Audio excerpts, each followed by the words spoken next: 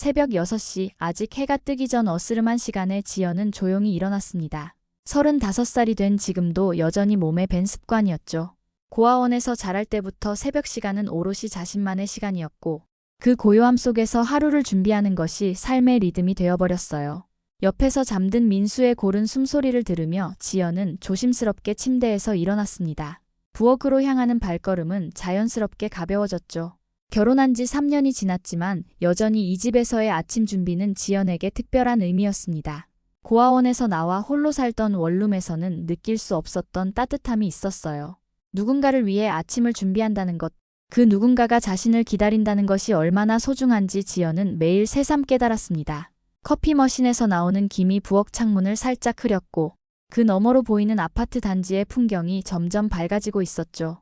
지연은 민수가 좋아하는 토스트를 굽기 시작했습니다. 바삭하게 구워진 빵에 버터가 스며드는 소리와 함께 하루가 시작되었어요. 회계팀 팀장으로 일하는 지연에게는 오늘도 중요한 결산 작업이 기다리고 있었지만 이런 평범한 일상이 주는 안정감이 무엇보다 소중했습니다. 그때 식탁 위에 놓인 민수의 핸드폰이 진동을 시작했어요. 화면에 떠오른 이름을 본 지연은 잠시 망설였습니다. 수진이라는 글자가 선명하게 보였죠. 민수의 여동생인 수진은 새벽 시간에도 자주 전화를 걸어왔고 그때마다 지연은 미묘한 불편함을 느꼈습니다. 34살이 된 성인이 오빠에게 이렇게 자주 연락하는 것이 자연스러운 일일까 하는 의문이 들었어요. 여보, 전화 왔어. 지연은 침실로 향하며 작은 소리로 민수를 깨웠습니다. 민수는 부스스한 머리를 긁적이며 일어나 핸드폰을 확인했죠. 수진이라는 이름을 본 순간 민수의 표정이 살짝 굳어졌어요. 새벽 시간의 전화는 좋은 일보다는 급한 일이나 문제가 생겼을 가능성이 높다는 것을 알고 있었기 때문입니다. 왜 이렇게 일찍 전화를 하지? 민수가 중얼거리며 통화 버튼을 눌렀습니다. 수진아, 무슨 일이야? 아직 새벽인데? 핸드폰 너머로 들리는 수진의 목소리는 평소보다 조금 떨리는 것 같았어요. 오빠, 미안해. 나 지금 좀 급한 일이 생겨서 그래. 혹시 시간 괜찮아? 지연은 토스트를 접시에 담으며 그들의 대화를 들었습니다. 수진의 목소리 톤에서 뭔가 평소와 다른 느낌을 받았죠. 더 애절하고 더 간절한 무언가가 묻어 있었어요. 오빠와 새언니가 함께 사는 집에 새벽부터 전화를 거는 것이 얼마나 민폐인지 모를 리 없는데도 말입니다. 민수는 거실 소파에 앉아 수진과의 통화를 이어갔습니다. 지연은 부엌에서 아침 준비를 계속하면서도 자연스럽게 그들의 대화에 귀를 기울였어요. 수진의 목소리가 핸드폰 스피커를 통해 새어나오고 있었죠. 오빠, 사실 말하기가 좀 그런데? 수진의 목소리에는 주저함이 가득했습니다. 나 요즘 좀 힘들어서 그래. 아르바이트도 갑자기 잘렸고 월세도 밀렸어. 그녀의 말은 점점 빨라졌고 마치 한 번에 모든 것을 털어놓고 싶어하는 것 같았어요. 민수의 얼굴이 점점 심각해졌습니다. 월세를 밀렸다고? 수진아, 왜 진작 말하지 않았어? 얼마나 밀렸는데? 오빠로서의 책임감이 순간적으로 올라왔죠. 부모님이 일찍 돌아가신 후 수진을 돌봐야 한다는 생각이 민수에게는 깊이 박혀 있었습니다. 2달치 정도. 그리고 카드값도 좀 밀렸어. 오빠, 나 정말 창피해서 죽겠어. 수진의 목소리가 점점 작아졌어요. 혹시 조금만 도와줄 수 있을까? 나중에 꼭 갚을게. 진짜로. 그녀의 말끝에는 눈물이 섞인 것 같은 떨림이 있었습니다. 지연은 찻잔을 정리하면서 속으로 한숨을 쉬었어요. 이런 일이 이번이 처음이 아니었죠. 지난 몇 달 동안 수진은 비슷한 이유로 민수에게 도움을 요청한 적이 여러 번 있었습니다. 매번 마지막이라고 했지만 그 마지막은 계속해서 이어지고 있었어요. 얼마나 필요한데? 민수가 물었습니다. 그의 목소리에는 이미 도와주겠다는 마음이 배어 있었죠. 전부 합치면 400만 원 정도? 오빠, 나 정말 미안해. 내가 이런 동생이라서. 수진의 목소리가 더욱 떨어졌어요. 400만 원. 지연은 그 금액을 듣고 잠시 동작을 멈췄습니다. 결코 작은 돈이 아니었죠. 그들 부부도 매달 살림을 꾸려나가는 것이 쉽지 않은데 이런 식으로 돈이 나가는 것이 계속되면 가계에 부담이 될 수밖에 없었어요. 하지만 민수의 성격상 여동생의 부탁을 거절하기는 어려울 것이라는 걸 지연은 이미 알고 있었습니다. 알겠어, 수진아. 오늘 중으로 보내줄게. 그런데 이번엔 정말 마지막이야. 너도 이제 30 넘었으니까 좀 더 계획적으로 살아야 하지 않을까? 민수의 목소리에는 걱정과 함께 약간의 타이름이 섞여 있었어요. 고마워, 오빠. 정말 고마워. 나 이번엔 진짜로 정신 차릴게. 언니께도 죄송하다고 전해줘. 수진의 목소리가 갑자기 밝아졌습니다. 마치 무거운 짐을 한 번에 내려놓은 것 같은 안도감이 느껴졌죠. 통화가 끝난 후 민수는 한참 동안 핸드폰을 내려다보며 생각에 잠겼습니다. 지연은 그런 민수의 모습을 보며 복잡한 심경이었어요. 가족을 도와주는 것은 당연한 일이지만 이런 식으로 계속 반복되는 것이 과연 수진에게도 좋은 일일까 하는 의문이 들었습니다. 아침 식사 시간 지연과 민수는 조용히 마주 앉았습니다. 평소라면 가벼운 대화로 시작했을 하루였지만 아침 일찍 온 수진의 전화 때문에 묘한 무게감이 식탁을 감돌고 있었어요. 지연은 민수의 표정을 살피며 조심스럽게 입을 열었습니다. 수진이 또 힘들다고 하네. 지연의 목소리에는 걱정보다는 피로감이 더 많이 묻어 있었어요. 이번엔 400만 원이라고 했지? 그녀는 토스트를 한 입 베어 물며 민수의 반응을 기다렸습니다. 민수는 커피잔을 들고 있는 손을 잠시 멈췄습니다. 그래. 월세도 밀렸다고 하고 카드값도 밀린 모양이야. 내가 좀 더 자주 신경 써서 물어봤어야 했는데. 그의 목소리에는 자책감이 배어 있었죠. 오빠로서 여동생을 제대로 돌보지 못했다는 생각이 들었나 봅니다. 지연은 속으로 깊게 한숨을 쉬었어요. 민수의 착한 마음을 모르는 것은 아니었지만 이런 식으로 계속 도와주는 것이 과연 수진에게 도움이 될까 싶었습니다. 민수야, 그런데 수진이가 왜 이렇게 자주 어려워하는 걸까? 나이도 이제 30 넘었는데. 지연의 말은 조심스러웠어요. 시누이에 대한 직접적인 비판이 될 수 있다는 걸 알고 있었기 때문입니다. 글쎄, 아마 일자리가 안정적이지 않아서 그런 것 같아. 요즘 아르바이트도 쉽게 잘리고 그런다잖아. 민수는 수진을 변호하듯 말했지만 그의 목소리에도 확신이 부족했어요. 사실 민수도 마음 한구석에서는 같은 의문을 품고 있었습니다. 그런데 말이야. 지연이 말을 이어갔습니다. 우리도 매달 살림하기가 쉽지 않잖아. 내 봉급이랑 당신 봉급 합쳐도 여유롭지 않은데 이런 식으로 계속 도와주면. 그녀의 말끝이 흐려졌어요. 현실적인 걱정을 표현하고 싶었지만 민수가 상처받을까 봐 직설적으로 말하기 어려웠습니다. 민수는 지연의 말을 듣고 잠시 생각에 잠겼습니다. 아내의 걱정이 이해되지 않는 것은 아니었죠. 하지만 수진은 자신의 유일한 가족이었고 부모님이 돌아가신 후 자신이 돌봐야 할 책임이 있다고 생각했어요. 지연아, 나도 내 마음 이해해. 하지만 수진이는 내 여동생이잖아. 가족이 어려울 때 도와주지 않으면 누가 도와주겠어? 그 순간 지연의 마음 한구석이 서늘해졌습니다. 가족이라는 단어가 주는 무게감을 누구보다 잘 알고 있었기 때문이에요. 고아원에서 자란 지연에게 가족은 꿈같은 존재였고 민수와 결혼하면서 비로소 진짜 가족을 갖게 되었다고 생각했습니다. 하지만 때로는 핏줄로 이어진 가족과 그렇지 않은 가족 사이에 보이지 않는 벽이 있다는 것을 느꼈어요. 알겠어. 그럼 이번만 더 도와주자. 지연은 결국 고개를 끄덕였습니다. 하지만 그녀의 마음속에는 불안감이 점점 커져가고 있었어요. 이런 일이 계속 반복된다면 그들의 결혼 생활에도 영향을 미칠 것 같았습니다. 민수는 안도의 표정을 지었습니다. 고마워, 지연아. 내가 꼭 수진이한테 단단히 말해둘게. 이번이 정말 마지막이라고. 하지만 그의 말에는 어딘가 확신이 부족했어요. 수진의 성격을 알고 있는 민수 자신도 이번이 정말 마지막 일지 의문스러웠습니다. 그날 오후 민수가 회사에 있는 동안 지연의 핸드폰에 수진에게서 문자가 왔습니다. 언니, 오빠 통해서 얘기 들었어요. 정말 죄송하고 감사해요. 이번엔 진짜 마지막이에요. 간단한 메시지였지만 지연은 그 문자를 보며 묘한 느낌을 받았어요. 뭔가 진심 어린 사과보다는 형식적인 인사 같다는 생각이 들었습니다. 저녁 시간이 되자 민수는 집에 돌아와서 즉시 수진에게 송금을 했습니다. 400만 원은 그들 부부에게는 결코 작은 돈이 아니었지만 민수는 주저하지 않았어요. 송금 완료 메시지를 확인한 후 수진에게 전화를 걸었습니다. 수진아, 돈 보냈어. 확인해봐. 민수의 목소리는 여전히 다정했습니다. 그런데 이번엔 정말 마지막이야. 너도 이제 좀 더 계획적으로 살아야지. 그는 타이르는 듯한 톤으로 말했지만 여전히 따뜻함이 묻어 있었어요. 오빠, 정말 고마워. 나 진짜 열심히 살 거야. 그리고 언니께도 진짜 죄송하다고 전해줘. 수진의 목소리는 기쁨으로 가득했습니다. 하지만 통화를 끊은 후 수진의 표정은 싸늘하게 변했어요. 거울 앞에 선 그녀는 차가운 미소를 지었습니다. 수진은 자신의 작은 원룸에서 400만 원이 입금된 통장을 내려다보았습니다. 하지만 그녀의 마음속에는 감사함보다는 다른 감정이 자리 잡고 있었어요. 언니께도 죄송하다고 전해달라는 말을 했지만 사실 수진은 지연을 못마땅하게 생각하고 있었습니다. 오빠가 결혼하기 전엔 내가 최우선이었는데. 수진은 속으로 중얼거렸어요. 민수가 지연과 결혼한 후 자신에 대한 관심이 줄어든 것이 못마땅했습니다. 예전엔 자신이 무엇을 원하든 민수가 다 들어줬는데 이제는 언니의 눈치를 보는 것 같았어요. 수지는 핸드폰을 들고 인터넷을 검색하기 시작했습니다. 새언니 이간질하는 방법, 시댁 갈등 만들기 같은 키워드들을 입력하며 여러 게시글들을 읽어봤어요. 악의적인 내용들이 가득한 글들을 보며 수진의 입가에는 서서히 음침한 미소가 떠올랐습니다. 오빠는 원래 내 거였어. 저 여자만 없으면 다시 예전처럼 될 수 있을 거야. 수진의 마음속에는 질투와 욕망이 뒤섞인 감정이 자라나고 있었어요. 그녀는 지연을 제거할 방법을 구상하기 시작했습니다. 며칠 후 수진은 민수에게 전화를 걸었습니다. 이번에는 돈을 요구하는 것이 아니라 다른 목적이 있었어요. 오빠, 나 요즘 좀 외로워서 그래. 가끔 오빠랑 새언니랑 같이 밥 먹을 수 있을까?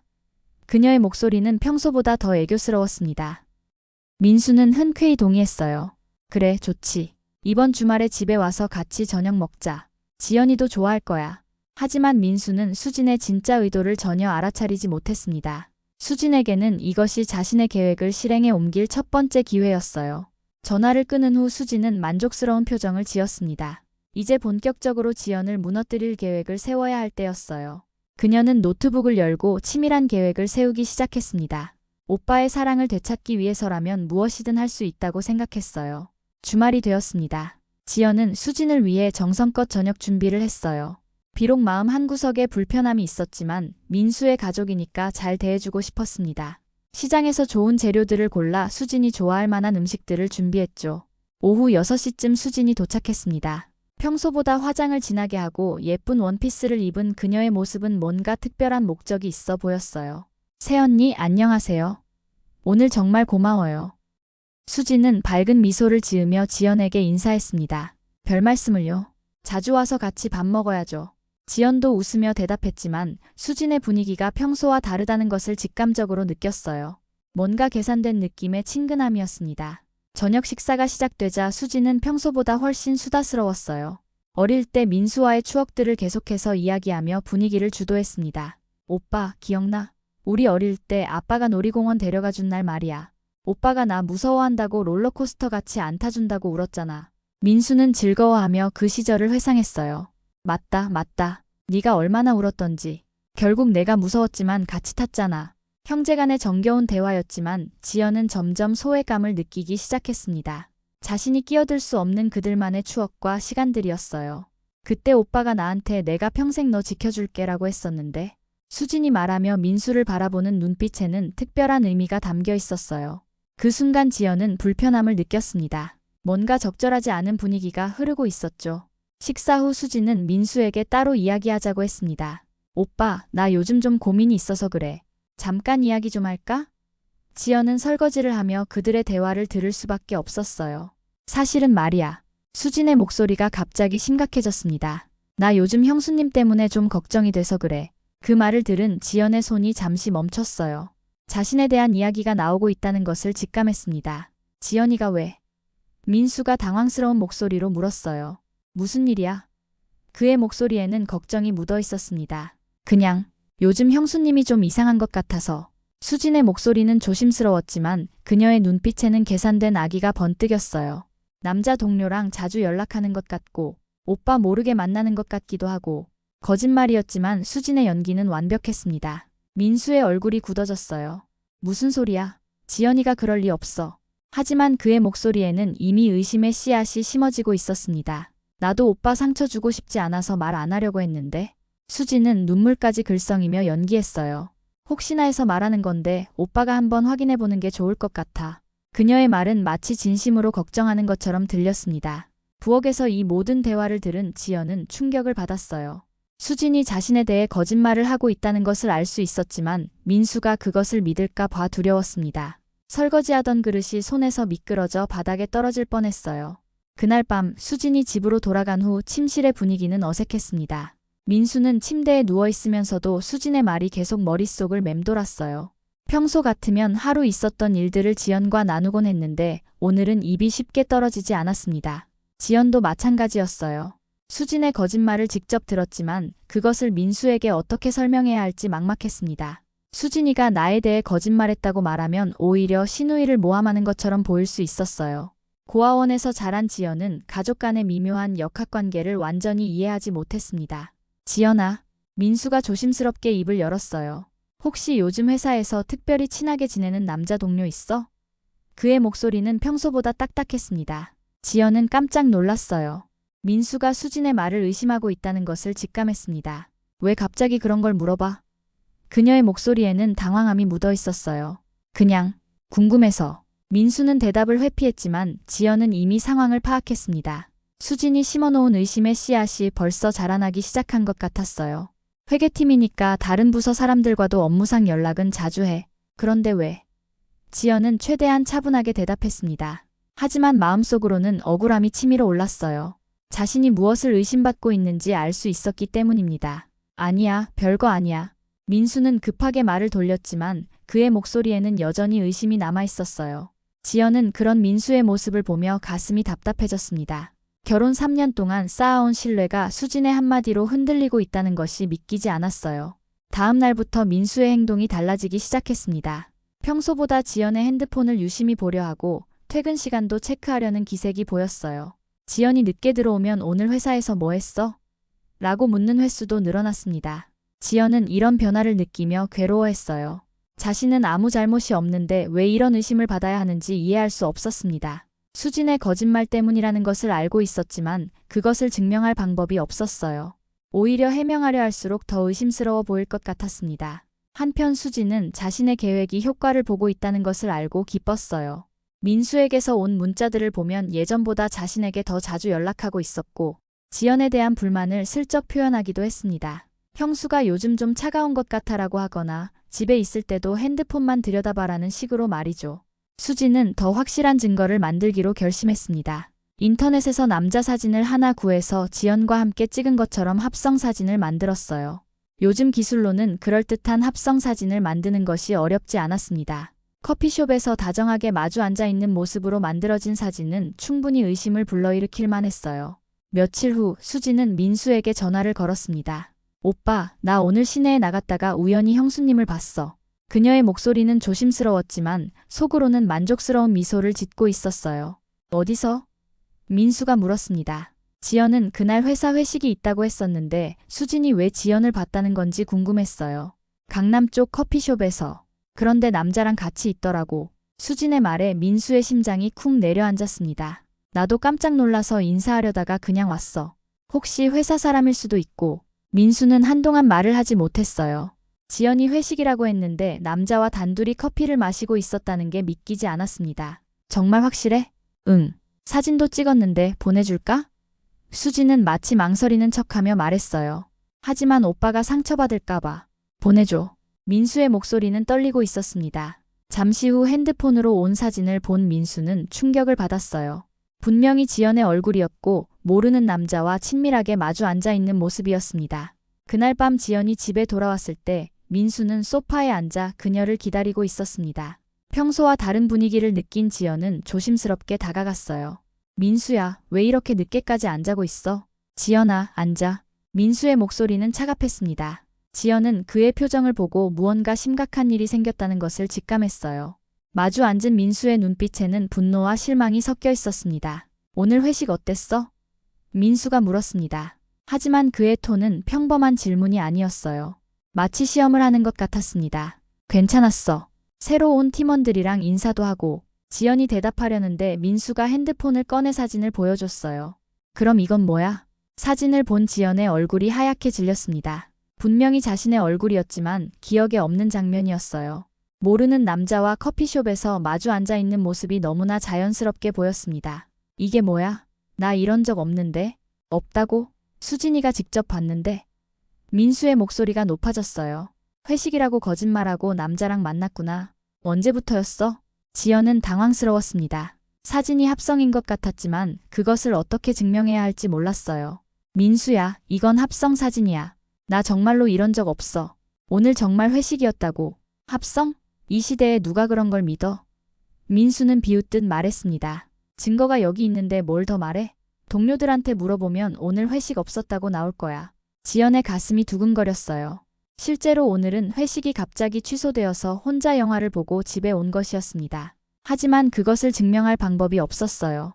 영화표도 모바일이었고 혼자였기 때문에 증인도 없었습니다. 민수야, 제발 내 말을 믿어줘.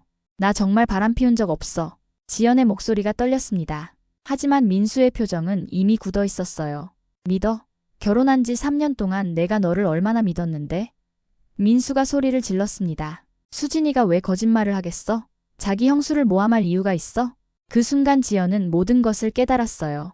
수진이 처음부터 계획적으로 자신을 모함한 것이라는 걸 알 수 있었습니다. 하지만 민수는 이미 여동생의 말을 완전히 믿고 있었어요. 수진이가 거짓말하고 있어. 왜 그러는지는 모르겠지만 지연이 말하려 했지만 민수가 손을 저었습니다. 그만해. 이제 변명도 지겹다. 민수는 자리에서 일어났어요. 내일부터 다른 방에서 자. 이혼 준비할 테니까 준비해.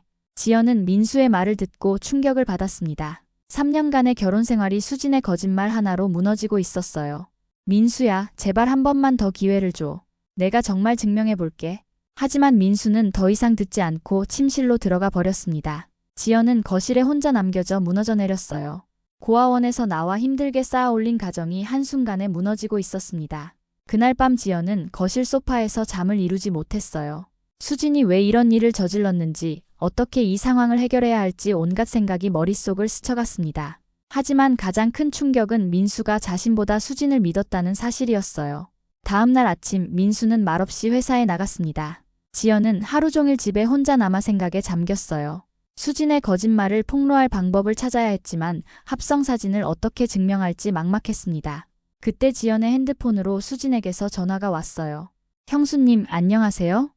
수진의 목소리는 평소와 똑같이 밝았습니다. 마치 아무 일도 없었던 것처럼 말이에요. 수진아. 지연의 목소리는 차가웠습니다. 어제 그 사진 말인데. 아, 그거요? 미안해요, 형수님. 나도 오빠한테 말하기 싫었는데. 수진은 마치 정말 미안해하는 것처럼 연기했어요. 하지만 오빠가 알 권리가 있잖아요. 지연은 수진의 뻔뻔함에 할 말을 잃었습니다. 수진아, 그 사진 합성인 거 너도 알고 있지? 왜 이런 짓을 하는 거야? 합성이라고요? 형수님, 그런 말씀하시면 안 돼요. 제가 직접 본 건데. 수진의 목소리에는 오히려 억울함이 묻어 있었어요. 완벽한 연기였습니다. 대체 왜 이러는 거야? 내가 너한테 뭘 잘못했다고. 지연의 목소리가 떨렸습니다. 그때 수진의 목소리가 갑자기 차가워졌어요. 형수님, 오빠는 원래 제 거였어요. 형수님이 나타나기 전까지는요. 드디어 본심을 드러낸 것이었습니다. 지연은 수진의 말을 듣고 소름이 돋았어요. 시누이가 자신에게 품고 있던 감정이 단순한 질투가 아니라는 것을 깨달았습니다. 수진아, 정신 차려. 민수는 내 오빠야. 오빠지만 남자이기도 하죠. 그리고 전 오빠를 누구보다 사랑해요. 수진의 목소리에는 광기가 섞여 있었어요. 형수님만 없으면 오빠는 다시 저만 보게 될 거예요. 전화를 끄는 지연은 충격에 빠졌습니다. 수진의 민수에 대한 감정이 정상적인 남매애를 넘어서고 있다는 것을 알 수 있었어요.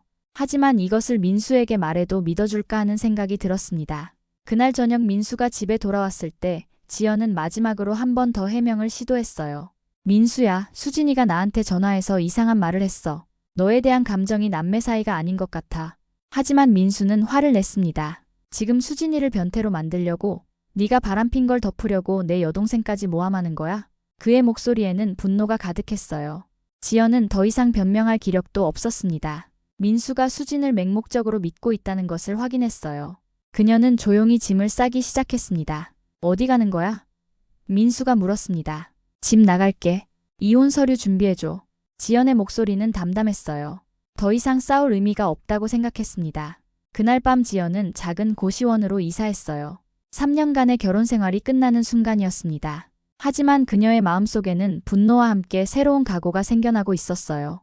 고시원 침대에 누워 지연은 수진에 대해 조사하기 시작했습니다. 인터넷 검색을 통해 수진의 과거 기록들을 찾아봤어요. 그리고 놀라운 사실을 발견했습니다. 수진이 과거에 사채업체에서 큰 빚을 진 기록이 있었고 여러 번 신용불량자가 되었던 이력이 있었어요. 지연의 입가에 차가운 미소가 떠올랐습니다. 너도 이제 대가를 치를 시간이야. 그녀는 수진을 완전히 무너뜨릴 계획을 세우기 시작했어요. 핏줄이라는 이름으로 자신의 인생을 망친 대가를 반드시 받아내겠다고 다짐했습니다. 새벽이 되도록 지연은 복수 계획을 치밀하게 세웠어요. 수진의 과거 빚 기록을 사채업체에 제보하고 현재 민수에게서 받은 돈들에 대한 증거를 수집하기 시작했습니다. 이제 진짜 전쟁이 시작되는 것이었어요.